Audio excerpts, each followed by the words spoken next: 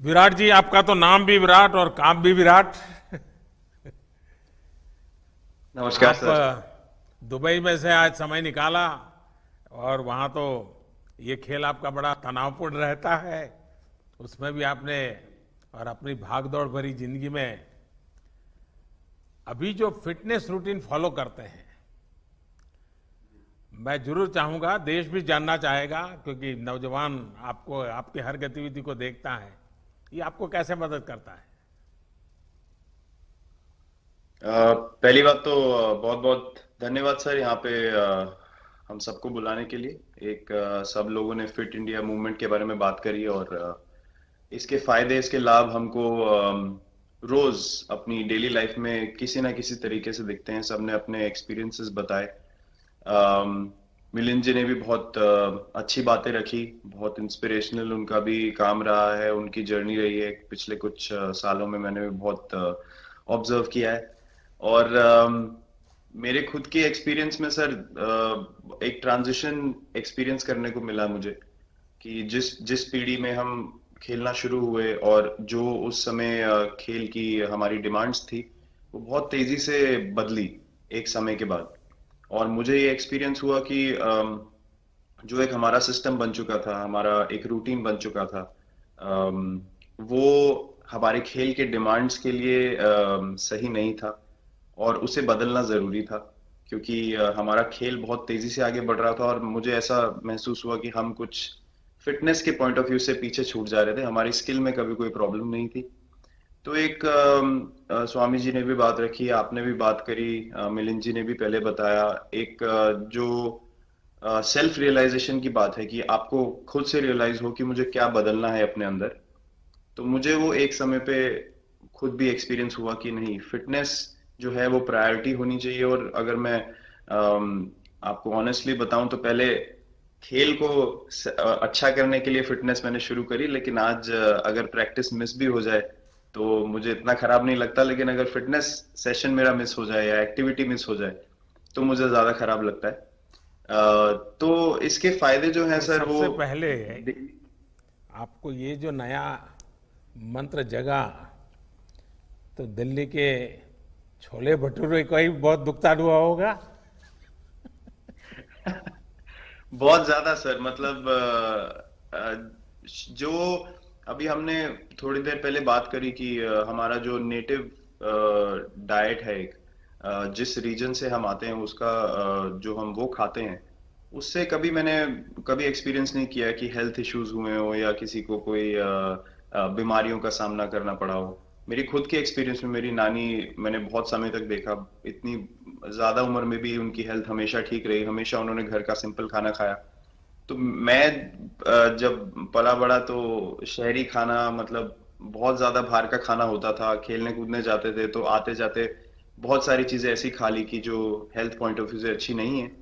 तो डाइट का भी एक बहुत बड़ा कंट्रीब्यूशन था, जो डिसिप्लिन नहीं था।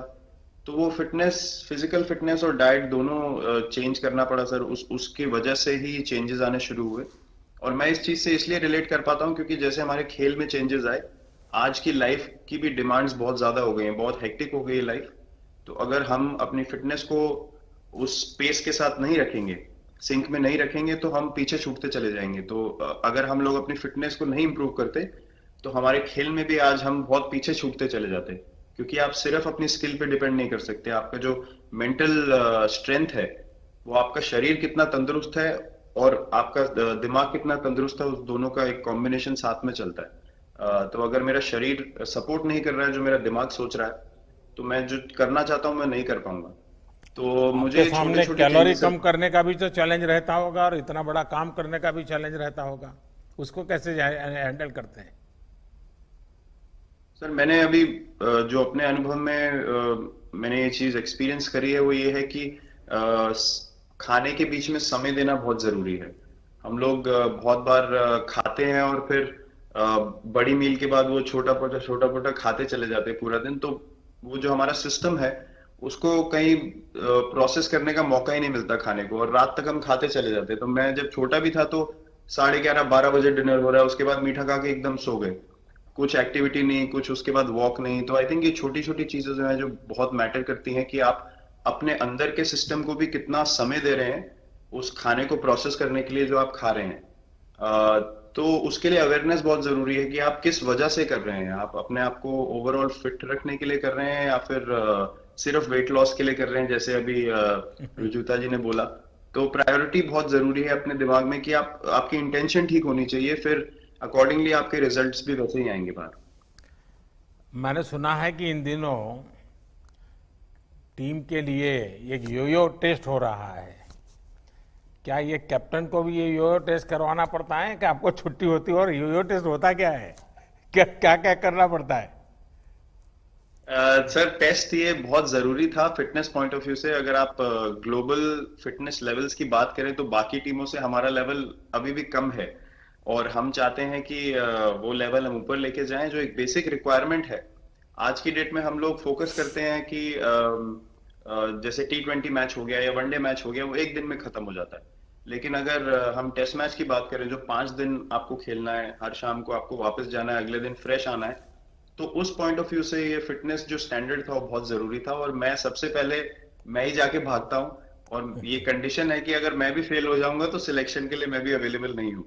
तो आई थिंक ये सिस्टम और ये कल्चर सेट करना बहुत जरूरी होता है। और उससे क्या होता है सर, ओवरऑल एक जो फिटनेस लेवल है टीम का बढ़ेगा। जैसे टेस्ट क्रिकेट में हमारा बहुत बार होता है कि आप थके हुए हैं, तीसरे दिन आके आपको, जैसे हमारे फास्ट बॉलर्स हैं आज की डेट में, वो दुनिया में सबसे ऊपर है, तो उनको अगर दूसरे तीसरे चौथे दिन आके वो एफर्ट डालना है फील्ड पे, तो वो डाल सकते हैं। पहले क्या होता था, स्किल हमारे पास हमेशा से रही है, लेकिन शायद जो मैंने आपको बोला वो ट्रांजिशन मैंने जो एक्सपीरियंस किया, हम लोग वो जरूरी समय जो आता है जहाँ पे शरीर थक जाता है और टीम को आपकी जरूरत है, वहां पे परफॉर्मेंस जो है हमारी डिप हो जाती थी और दूसरी टीम जीत जाती थी।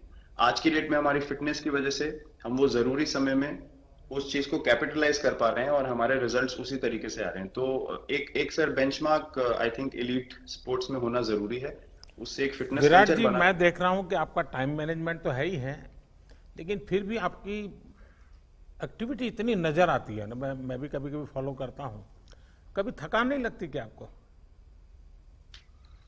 सर, थकान अगर मैं ऑनेस्टली आपको बोलूं, थकान हर किसी को होती है। अगर आप फिजिकल एफर्ट करेंगे तो थकान होगी, लेकिन अगर आपका लाइफस्टाइल अच्छा है, अगर आप खा अच्छा रहे हैं, अगर आप फिटनेस रेगुलरली कर रहे हैं, आपकी रिकवरी अच्छी है, तो आपकी स्लीप अच्छी है, स्लीप पैटर्न्स अच्छे हैं, तो आपकी रिकवरी तेज होगी। तो अगर मैं थक रहा हूं और 1 मिनट में मैं दोबारा रेडी हो जा रहा हूं, तो वो मेरा प्लस पॉइंट है। तो आई थिंक वो मैंने एक चीज एक्सपीरियंस करी है जो बहुत जरूरी हो जाती है। आपका ओवरऑल लाइफस्टाइल कैसा है उसके ऊपर बहुत डिपेंड करता है। विराट जी, बहुत अच्छा लगा मुझे, और मैं आपको, अनुष्का जी को और आपके दोनों के परिवार को निकट भविष्य की शुभ घड़ी के लिए बहुत बहुत शुभकामनाएं देता हूं। धन्यवाद sir, thank you so much.